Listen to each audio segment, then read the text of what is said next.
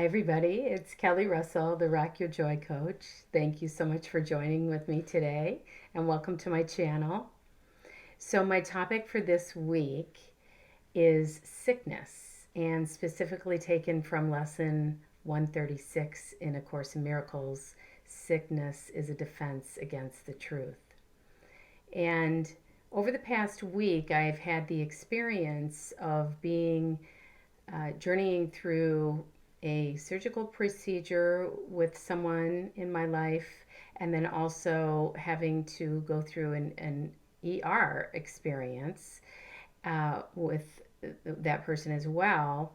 And then last night, I was up in the night feeling ill myself. So I thought, well, you know what? It seems to be the topic of the hour.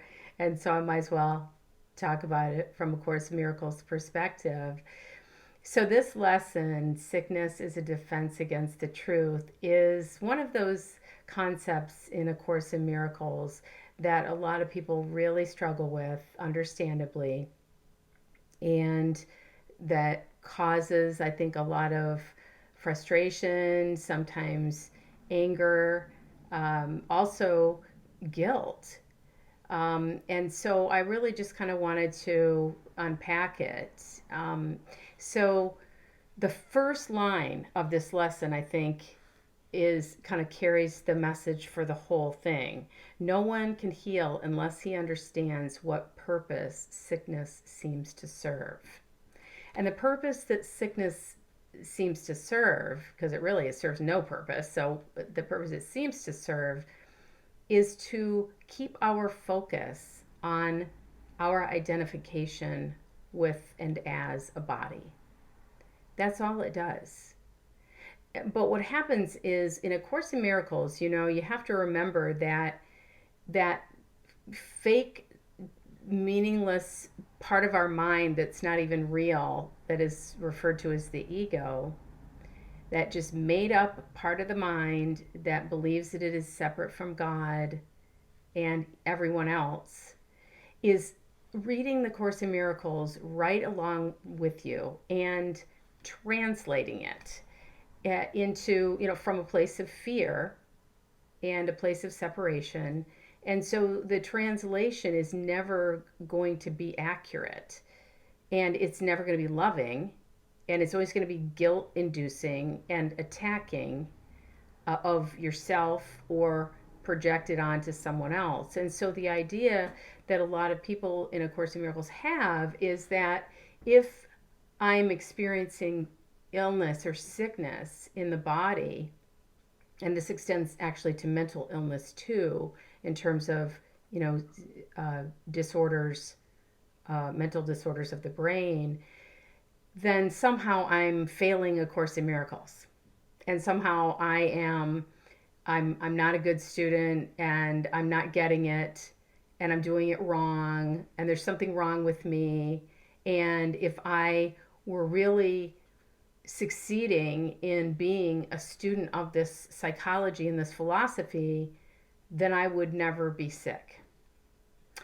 And I think that that's a really destructive translation, as all egoic translations are, because but yet it's kind of ingenious from the ego perspective, because what the ego mind is always trying to do is keep us in a place of feeling separate and small and disempowered, identified with the body, coming from a place of fear and being afraid. And specifically, the ego's sort of ultimate weapon is the fear of death. And so part of that is the fear of sickness in the body. And when I say death, I mean the death of the body, because the ego mind perceives the body as who we are. So that erroneous perception right off the bat, we're kind of fucked, because the body's going to die. I mean, I hope you know that. That's no secret, right? Death and taxes. But it's death of the body, not death of who we are. The Course in Miracles, there's a lesson in the Course in Miracles that's repeated a number of times. I am not a body.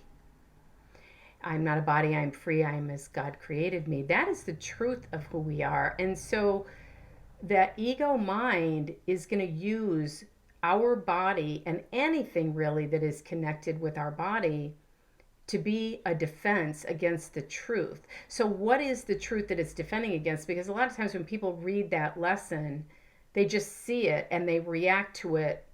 You know, sickness is a defense against the truth. What? Like, no, I can't help it that I'm sick. I can't help it that my body's in pain, or I can't help it that I have this condition or that illness, or, whatever it is. Well, it's not, nobody's saying that this is your fault and you're not being blamed, but that's how we hear it. That's how we perceive it, and that's how we react against it. Instead of looking past that knee jerk reaction, which is also an ego reaction, it's a defense to a defense, and saying, well, wait, what is the truth of this? Well, what are some of the other defenses that we have? Okay, this world is a defense against the truth. The body is a defense against the truth. Air, water, food, money, other people in their bodies, anything that has to do with the temporal material world is a defense against the truth. Because what is the truth? The truth is that there is no world. It's the central concept, the central idea that the Course attempts to teach is that there is no world, that this entire existence and everything about it is made up in our minds. So we have to remember that that's the place where the Course is coming from when it teaches this lesson, is that everything about this world and the body is a defense against the truth. It's not like, oh, the body's not a defense against the truth and the world isn't, and everything in this material existence is real and part of the truth except for sickness. No, it isn't. It's all of it is a defense against the truth. Now, having said that, the mind, the body doesn't do anything on its own. The mind is telling the body what to do. The body is in the mind in the first place. It's a made up, I don't even want to say created. It's a made up aspect in the mind. And so the mind is telling the body everything that it does and everything that it feels and everything that it experiences. And so if the biggest threat to the ego's existence is that we would withdraw our belief in the body, that we would embrace the idea and the truth that is we're not a body, that we are pure spirit, and that we are whole. If that is the biggest threat to the ego, then the ego is going to use that body as a weapon against us to secure our allegiance, to make it real, so that we don't withdraw ourselves from our belief in it.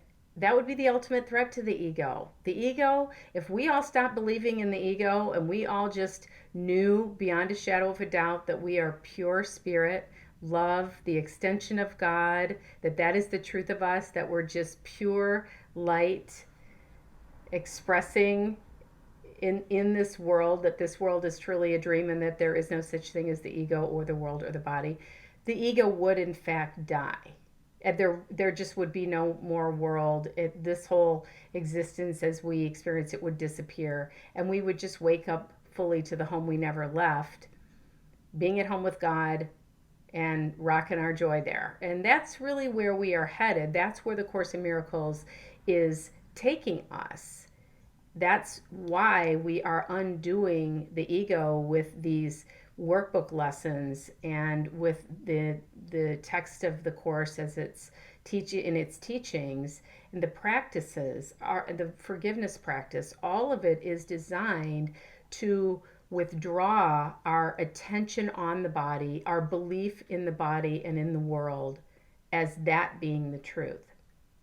So as we practice that more and more, as we allow the love of God, which is what we are. It's what we're made of, it's who we are. We are just extensions of spirit. So as we allow that love to be who we are, when we reclaim the truth of ourselves and we allow that love to flow through us, that when we change our minds about the world, when we see it, when we detach from it and we realize that it's just a belief that we have, it's just an idea that we've bought into, that it's not real, it's a dream we're having, then our bodies become more and more aligned with the light and the love. And as we forgive anything in the world that seems to disturb our peace, any grievance, anything that somebody does or says that we believe makes us feel a certain way, anything that seems to happen that feels painful to us or feels uncomfortable, anything that is not aligned with love, as we practice the Course's version of true forgiveness, that undoes a layer of the ego every single time. It removes a block to the awareness of love's presence, which is our true inheritance. And as we do that, we cease to punish ourselves for believing that we separated from God. That's all we're doing. When we experience anything in this world that appears to be painful or appears to be whether we have an illness in the body, whether we have financial problems, whether we have conflict in a relationship, it may show up as getting into an accident or losing our job or our home, or whenever we experience something that feels difficult, challenging, traumatic, like a loss, painful, it's always because unconsciously we are projecting that situation into our lives by projecting unconscious guilt, that we believe we're separate from God. We believe we did that deliberately. We believe that we rejected God. We feel so guilty about that, that we are literally taking it out on ourselves, on our existence, by setting up all of these experiences. And that includes the experience of pain and suffering and sickness in the body. And so rather than saying, why did I create this? And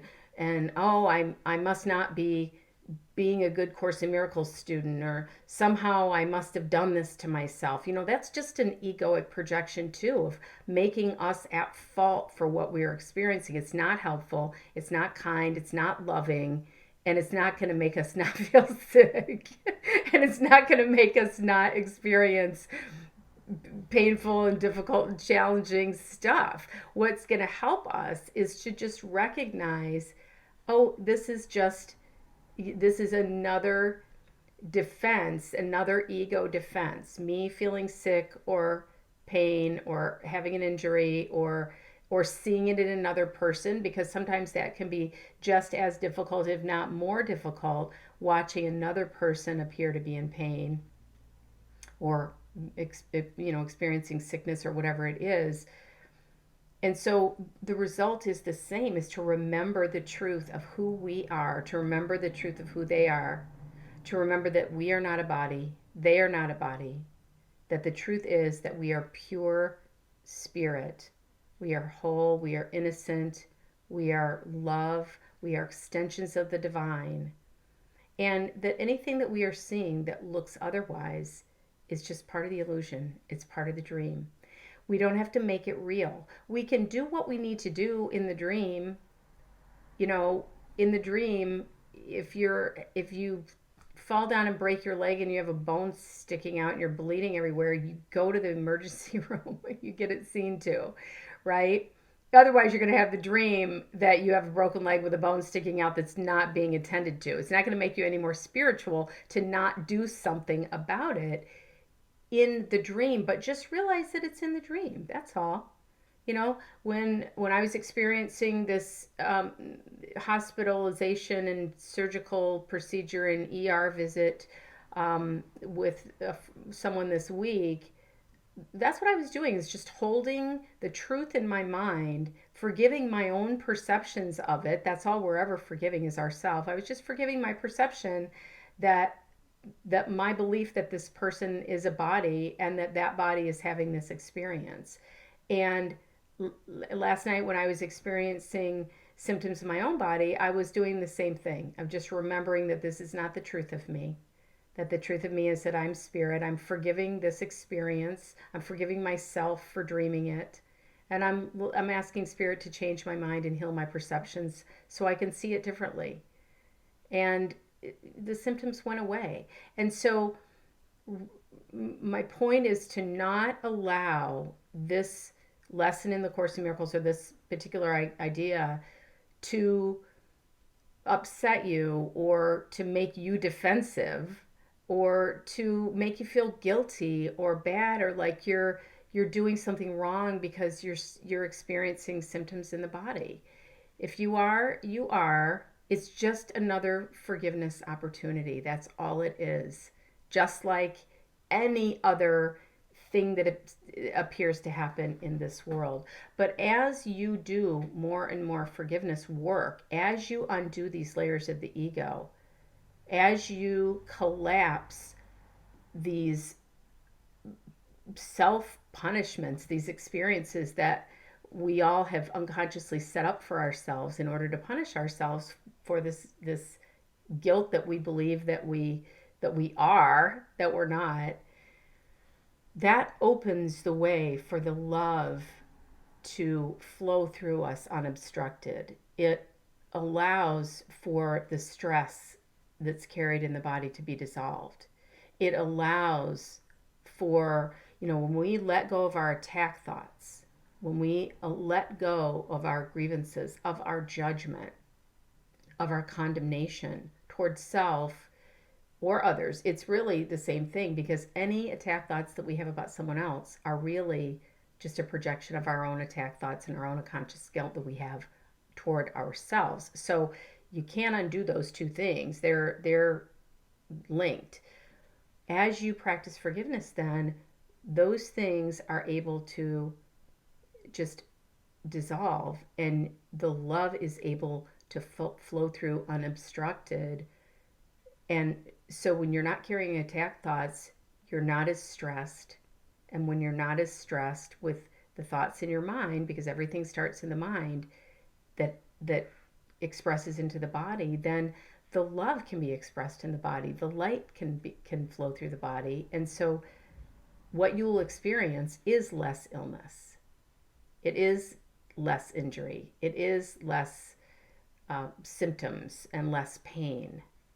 And it's not just in the body. I mean, it's not just physical illness and so forth. You'll experience less pain and challenges in other areas of your life as well. It extends to all areas. So practice remembering who you are. Practice remembering the truth that you are the love and the light of God, that there's no difference between God and you. The only difference is that He created you. You did not create Him. And it was a creation by extension. And it just means that every characteristic that God is who you are as well.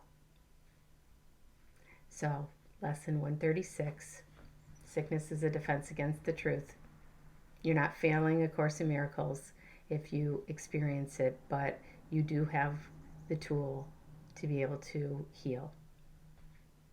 And that is the practice of forgiveness and remembering who you are. So thank you so much for being here today. I love you so much. And if you like what you hear, I invite you to hit the subscribe button. I'm here every week talking about how to apply the Course in Miracles to your life in a practical way. And if you'd like to hear more, you can visit my website at rockyourjoy.com. There is a workshop there that you might be interested in, from blocking joy to rocking joy, how to be happy no matter what. And that also contains the forgiveness practice as well, and some other practices that can help you with the light and the love flowing through the body, coming from your mind, expressing into the body and into the world, and helping you to reduce the experience of pain and suffering and illness in the body and in your life. So I'll see you next week.